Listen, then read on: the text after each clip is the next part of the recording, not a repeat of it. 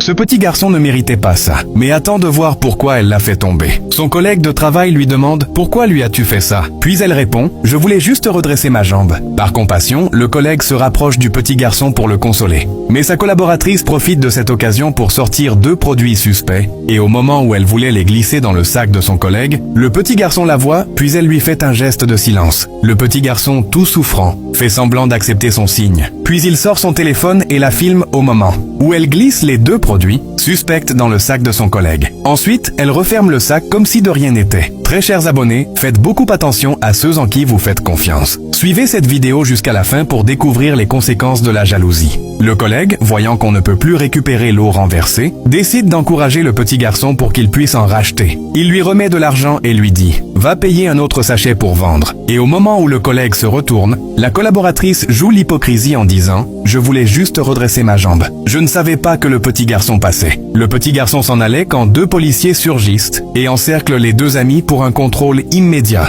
Paniqué, le collègue se demande « Que se passe-t-il » Aussitôt, l'un d'entre eux désigne la collaboratrice. Voilà le suspect. Mais aussitôt, l'assistant commissaire prend le sac de la collaboratrice et dit « Gardez votre silence, car tout ce que vous direz sera retenu contre vous. » Puis il commence à fouiller le sac. À ce moment, le collègue cherche à comprendre ce qui se passe. Et la collaboratrice lui dit « Laisse-les faire leur travail. » L'assistant commissaire, n'ayant rien trouvé dans le sac, appelle son second et dit « Tu m'avais dit que la substance était dans son sac, mais je n'ai rien trouvé. Comment ça s'est passé ?» Un silence s'installe. Puis il réplique « Je n'aime pas les plaintes que tu amènes à ma table. Avant d'accuser quelqu'un, assure-toi d'avoir une preuve tangible. M'as-tu entendu ?» Puis il présente ses excuses à la collaboratrice. Celle-ci en profite et dit à son collègue « Tout ça juste pour m'humilier. Ça y est, partons d'ici. » Tout à coup, l'officier intervient. « Mon chef, comme vous le voyez, elle est avec quelqu'un. Fouillons-le aussi. On ne sait jamais, il peut être son complice. Merci pour l'information. » En le voyant, on dirait qu'il cache quelque chose. Furieux, le collègue, pourtant innocent, demande « Que cherchez-vous réellement ?»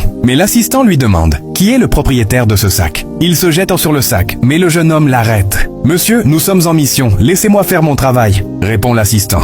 Le jeune homme réplique « J'ai le droit de savoir pourquoi vous voulez fouiller mon sac. » L'assistant répond « Je n'ai pas de réponse tant que je n'ai pas fini de fouiller. » La collaboratrice dit alors « Tu peux lui laisser le sac. » Le collègue, ne comprenant rien à ce qui se passe, commence à s'énerver, mais elle essaie de le calmer. « Laisse-les faire leur travail. Moi-même, je ne sais pas ce qui se passe. » Et là, l'assistant commissaire découvre la substance dans le sac du jeune homme. Il la prend lentement et dit « Jeune homme, tu es donc dans le trafic de produits suspects ?» Le jeune homme, totalement innocent, déclare « Je ne sais même pas d'où ça vient. » L'assistant lui crie dessus « Je viens de trouver ça dans ton sac et tu nies encore. » Le jeune homme s'approche et demande calmement « Où avez-vous dit avoir trouvé cette substance ?»« Dans ton sac ?» répond l'assistant. « Pas dans mon sac !» réplique-t-il. L'assistant s'énerve. « Tu crois que je peux utiliser ça pour te manipuler ? C'est une preuve tangible. » Puis il ordonne à son officier d'arrêter le jeune homme. En réalité, la collaboratrice a piégé son collègue de service. Comme il venait d'obtenir une promotion, elle a voulu l'empêcher d'occuper ce poste que le PDG venait de lui offrir. Elle a donc planifié tout cela, car pour elle, c'est elle qui mérite cette place. Mais ce qu'elle ignore, c'est que Dieu avait déjà dévoilé son plan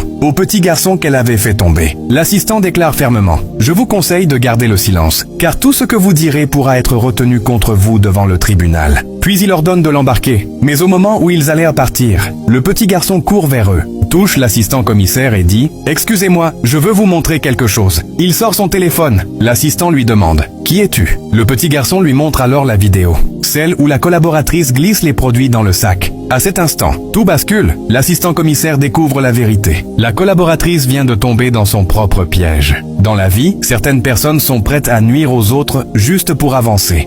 Mais la vérité finit toujours par éclater. Ne fais jamais de mal pour réussir, car les pièges que tu tends aux autres peuvent un jour se refermer sur toi. Apprends à rester droit, même quand personne ne regarde. Et fais attention à ceux à qui tu accordes ta confiance, car ce n'est pas toujours l'ennemi déclaré qui te détruit, mais parfois celui qui marche à tes côtés. La vérité a fini par éclater au moment où personne ne s'y attendait. Mais dis-moi franchement, si tu étais à la place du jeune homme ou du collègue, comment tu aurais réagi face à une telle trahison et à un tel piège? Dis-moi ta réponse en commentaire. Je lis tout. Et si cette histoire t'a choqué, partage la vidéo et abonne-toi pour la partie 2.